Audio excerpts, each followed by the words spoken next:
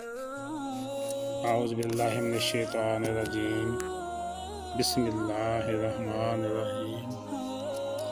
حضرت ابو ہریرہ رضی اللہ تعالیٰ عنہ سے روایت ہے، رسول پاک صلی اللہ علیہ وآلہ وسلم نے ارشاد فرمایا کہ یہ 4 کلمات اللہ تعالیٰ کو پوری دنیا سے زیادہ محبوب ہیں۔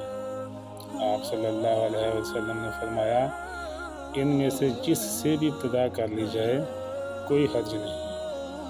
وہ کلمات مبارکہ یہ ہیں: بسم اللہ الرحمن الرحیم، سبحان اللہ والحمد للہ ولا الہ الا اللہ واللہ اکبر۔